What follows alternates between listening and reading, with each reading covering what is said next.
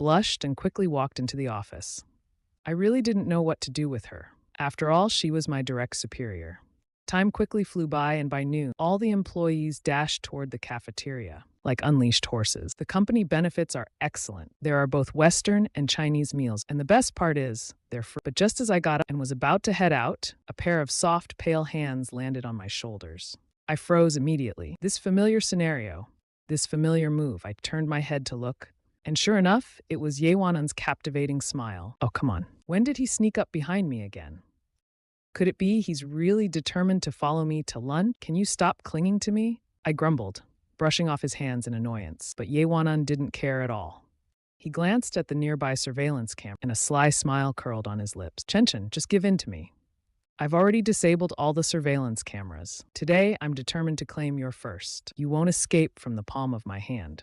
I was stunned. Don't mess around, I'll scream. Hearing my stuttering tone, Ye Wanan chuckled softly. Haha, I'm just teasing you. You don't need to eat in the cafeteria today, because I specially prepared a love-filled lunchbox for you. It's very filling, and it tastes amazing. After speaking, Ye Wanan placed the prepared lunchbox on the table. It was a pink box with vibrant colors visible through the transparent bag. It looked very appetizing. No need. Since you put so much effort into it, you should eat it yourself. I tried to leave. But like a mischievous child, he spread his arms to block me from leaving. This is my carefully made meal. It took me 3 hours to make it in the cafeteria. You're not allowed to eat anyone else's food today, only mine. I laughed to myself, feeling quite dismissive. This is all your fault. I'm not eating it. Ah, Chen, at least take one bite.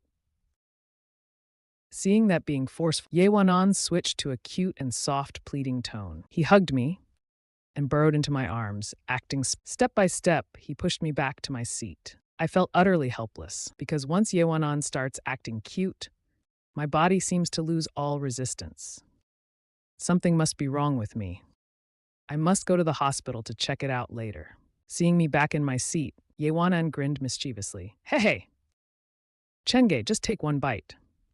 No, I insisted. Ye Wanan's eyes twinkled as he came up with a brilliant idea. With a sly grin, he puckered his small cherry lips. If you don't eat, I'll keep kissing you. I'll kiss you until you eat. After saying this, he acted leaning in with his bright red lips. I was startled, staring at his small cherry lips with wide open. I surrendered repeatedly. I was wrong. I'll eat, okay?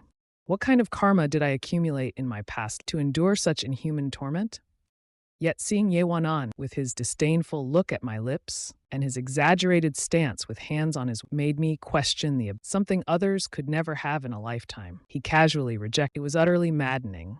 I had no idea what he was planning. He simply sat down. Ye Wanan quickly opened the box. A heart-shaped egg appeared before my eyes.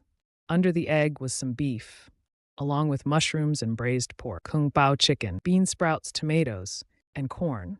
11 different dishes in total. It looked quite decent. I picked up a piece of chicken with chopsticks, and Ye Wanan looked at me expectantly. How is it?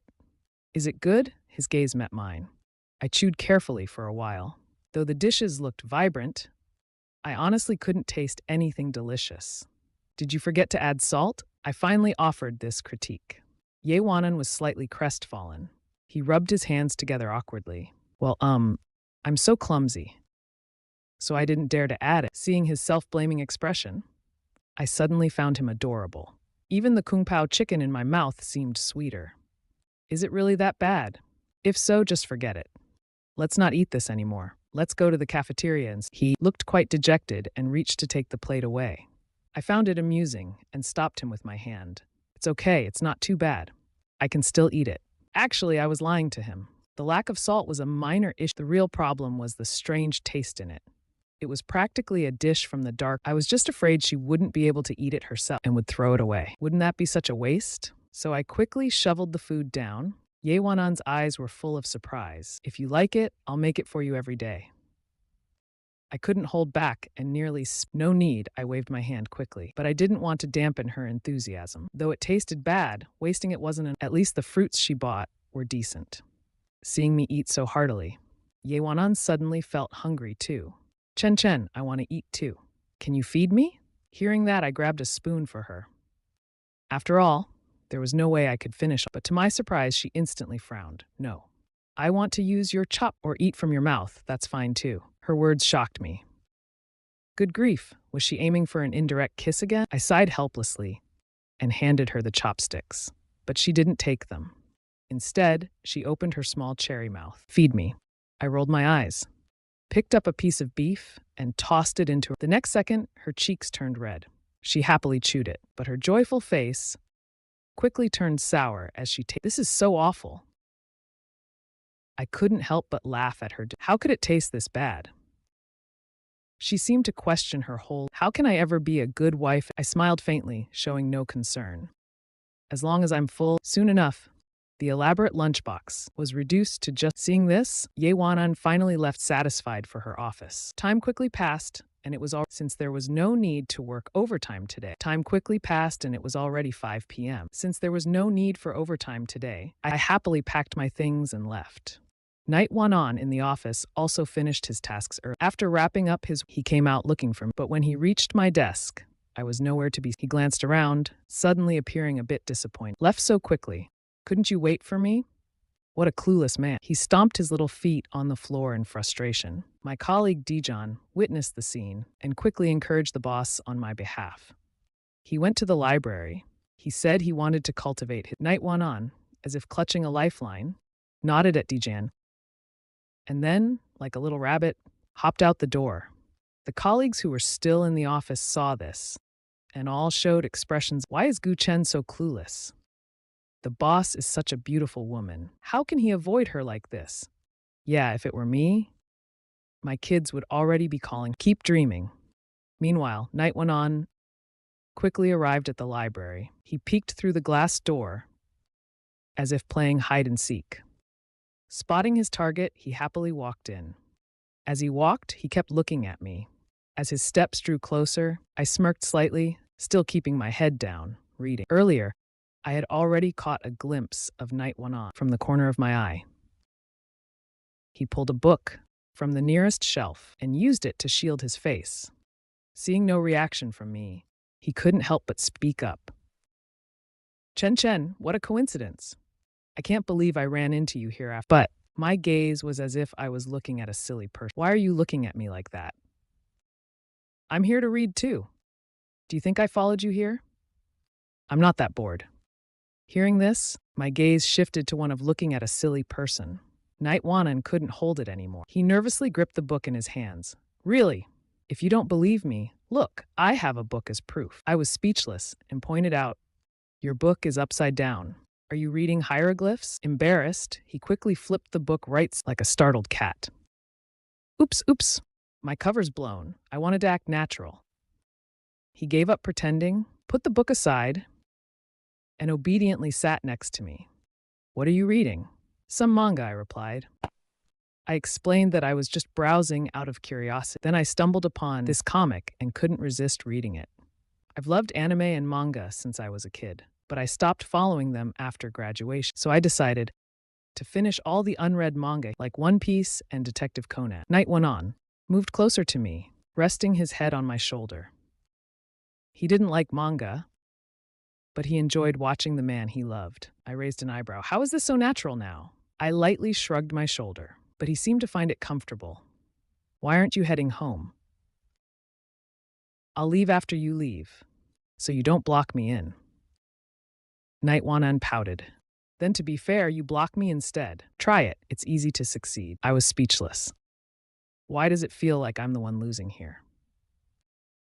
Chen, let's listen to music together. Night Wanan pulled out the moment I saw his phone case. Chen, let's listen to some music together. Night Wanan pulled out his phone. The moment I saw his phone case, I was a little surprised. Seeing my reaction, he grinned and explained. This photo was taken during a PE class in our sophomore year. You were late to class and got punished with laps. You were drenched in sweat after running. Your shirt was unbuttoned. You looked amazing. So I took a photo and made it my phone case.